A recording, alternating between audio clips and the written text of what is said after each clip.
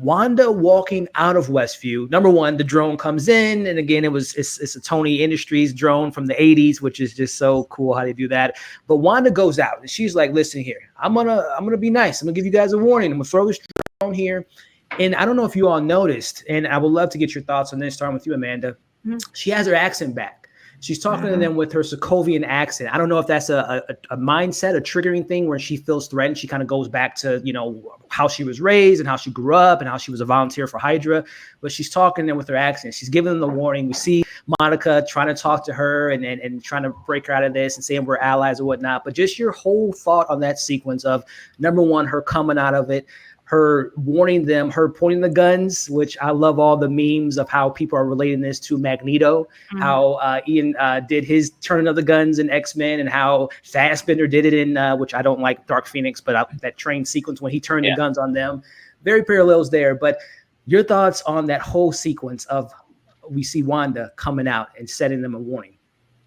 I think it was necessary because they've been screwing with her for the past 4 episodes, and each episode she's gotten even more frustrated, and we saw that. So I think her stepping out and finally having that confrontation and letting them know it's just please leave me alone or this can get so much worse, and we know it's gonna get so much worse. So I was really just taken aback by how powerful she was. And it was such a great moment for Lizzie Olsen to come out there and just act the shit out of that scene. It was just fantastic. It was beautifully shot. It was just great. And then the fact that she has this connection with Monica without even, she didn't harm her. She kept her out of harm's way. She pointed all the guns to the director, who's a complete douche.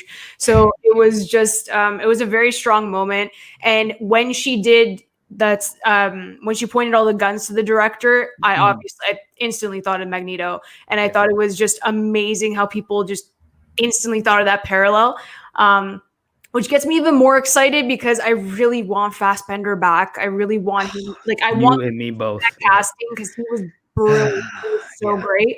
So just having that parallel, I was just, oh my God, I was so excited for this episode. Then what happens at the end, you're even more excited. Anyways, but yeah. Yeah. Chris, man, that sequence, man, again, and everyone's talking about it now in the chat regarding when she feels threatened, she reverts back to her accent, which would make sense to me. And again, I love that she's able to pull out the accent, because I think we all kind of joked and made fun of Wanda's accent going away by Civil War and by Infinity War. She doesn't have it, but I always took it as she's outside of Sokovia. She's adapting to her surroundings. She's probably losing. Again, it's pretty quick to lose that accent, but I think that was some of the reason. But just your thoughts on that sequence, man, of her giving them that warning and doing the Magneto switching the gun scene there. Yeah, for sure. It was one of my oh shit, out loud scenes when I saw her coming out of the Westview. I had a flashback to Batman vs Superman when Superman pulls up on Batman, takes the hood off his car, and he goes "Consider this mercy." And that's one of the hardest parts of that whole movie. And I was like, "Damn!" When she's this consider this a warning. I was "Damn, yeah, you will." It's he's already gone, Batman. What the hell? But that's the DC problems. We don't have to worry about that over here. But I thought of that scene a lot. It's a good scene until Batman.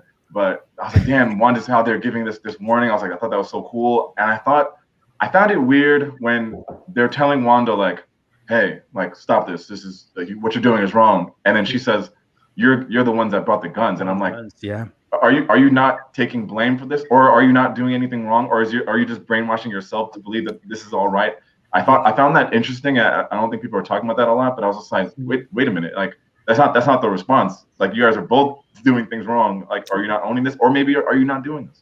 So, and that was going to be my next point to toss it to KB. I think this show is all about point of view. Again, we know it's called WandaVision. It's Wanda's vision. It's her point of view. She's misunderstood. Again, her eyes, she's just giving them a warning. But again, if you reverse it to those sword agents, they see her as a threat. She just threw the drone. She has the guns pointing at their head, director. So it's all about perspective.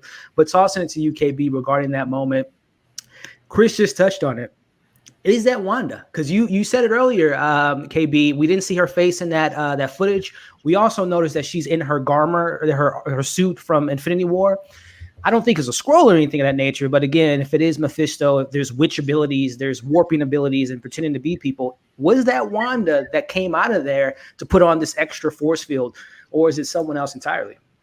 And real quick before KB, sorry, real quick. I just remembered this. But like the accent thing, it's like if you're feeling threatened, like the accent would have came out when you're telling Thanos like that, you'll know who I am. Like so like maybe that's why the accent is there, because maybe it's not even her. It's like maybe like our Skrull doing a bad impression because like the Skrull doesn't realize that she doesn't have the accent anymore. But that's my last little sorry, baby. And also too, like again, going back to reverting back to your accent, we all know when we get a little upset, we kind of go back to our maybe younger selves and get a little, whatever the case may be. But KB again, ratchet is yeah.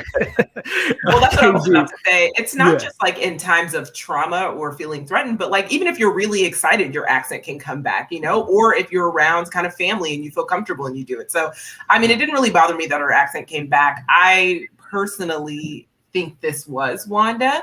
I don't think it was someone else manipulating her. Obviously, we know that it could be. I mean, anything is fair game, honestly, at this point in this particular show. But when I was watching it, I didn't get an inkling that it was someone else. I thought it very well be Mystique. I mean, honestly, sure. Yeah. I didn't think that. I just personally thought it was Wanda, and she, was like, this is absolutely your final warning before everything goes haywire. Which we know, like Sword, Hydra, no one listens. So we obviously know things are going to go haywire because they're going to agitate her even further.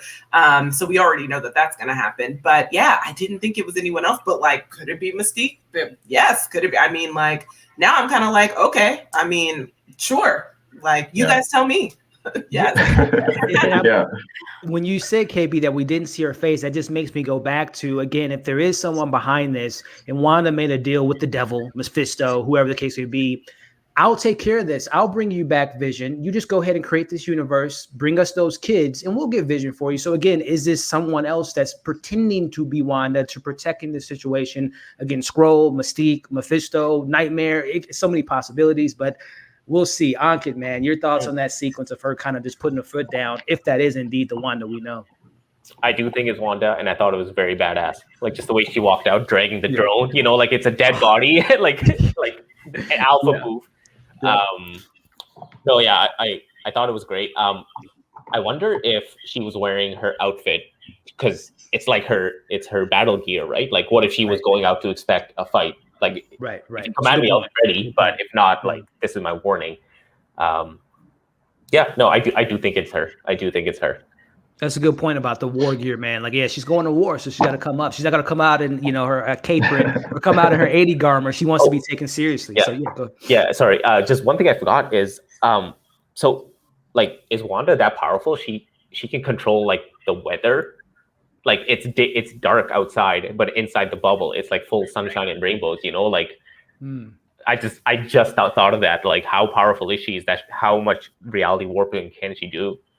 Hey, if this is the Wanda, or I should say Scarlet Witch in the comics, is one of the most powerful mutants, whether it be, Jean Grey and, all that stuff. So it could be her. Or again, the whole idea of sunshine and rainbows is always daytime. I think it was night, maybe in episode 2 when the beekeeper came. The beekeeper was night.